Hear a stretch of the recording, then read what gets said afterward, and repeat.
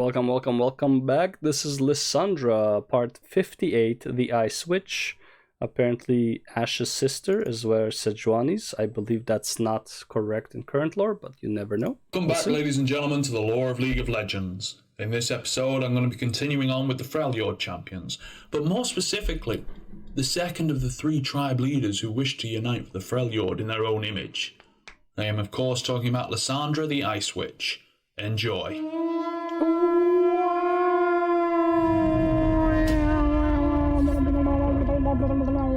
Centuries ago, Lysandra betrayed her tribe to evil creatures known only as the Frozen Watchers, in return for the promise of great power to be bestowed upon her.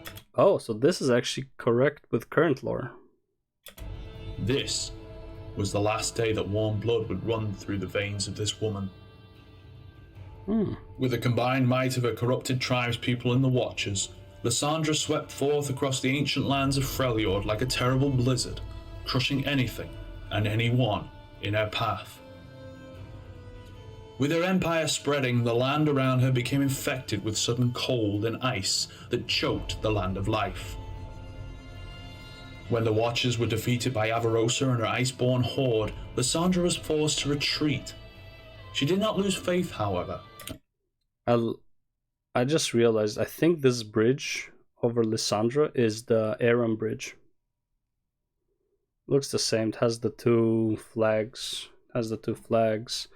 This is pretty much the center of the bridge. It does look a lot smaller than...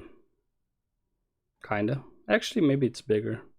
Maybe it's the same size, I don't know. But like, yeah, that's pretty cool. And swore that she would prepare the world for their inevitable return.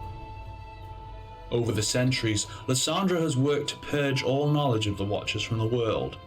Using her magic to masquerade in human form, she has disguised herself as various seers and elders over the ages. And over this period of time, she has rewritten the ancient stories of Freljord, changing the history of its people. In this day and age, the retellings of the Watchers are seen as children's bedtime stories. But while she has accomplished this massive feat, she's failed to acquire one piece in her elaborate plan: an army.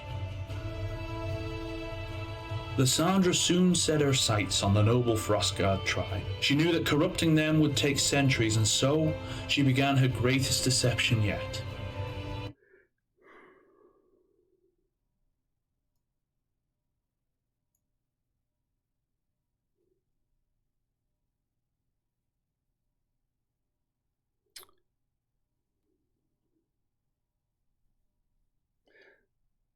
So, Lysandra made an alliance with Ash to protect the Freylords. But in reality, she just want to... What? Like, is she good or is she evil? Like, what? In a bold move, she murdered and stole the identity of the tribe's leader. With her high position secured, she slowly began to warp and twist the proud tribe's traditions. But this wouldn't last forever. With the passing of years, her body began to grow old, and thus she faked her own death and murdered her successor in order to steal her identity. Lysandra claimed the throne and title of Ice Dervish. Lysandra had the ideal of uniting the Freljord under a single banner for her own agenda, and thus stunned the crowds gathered at her coronation by swearing fealty to another of the Freljord's three princesses, Ash. Upon Quinn's visit to Freljord, she questioned Lysandra about her alliance with the Avarosan leader, only to receive very little in response from the seemingly well-spoken and elegant woman.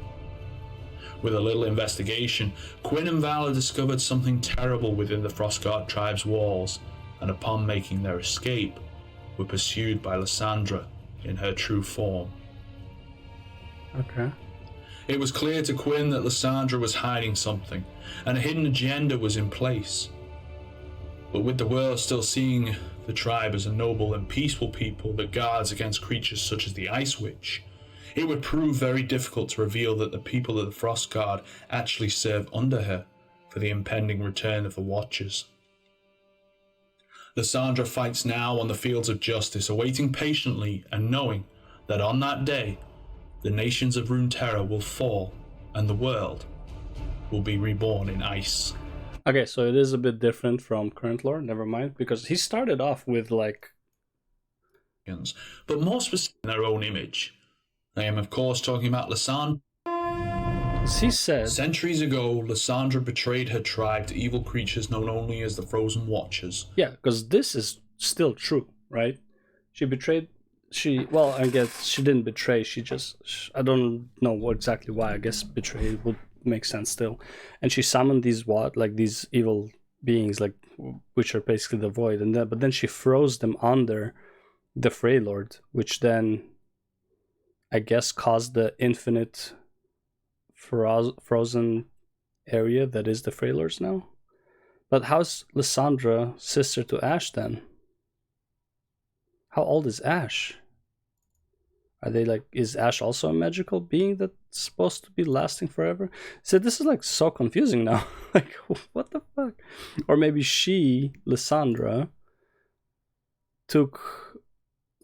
killed and took over the place of her successor, which was Ash's sister? I don't know. I'm kind of confused with this whole Lysandra stuff. Well, whatever. I guess hopefully we'll figure it out a bit. But while she has accomplished this massive feat, she's failed to acquire one piece in her elaborate plan: an army.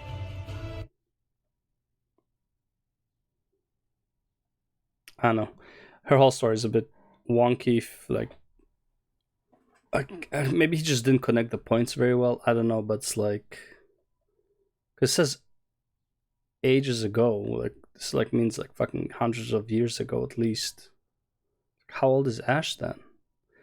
Okay, whatever. Anyways, yeah, we'll go on to the next one. Maybe it will be clearer at some point later. But yeah, we're gonna go to the third sister, Sehuani.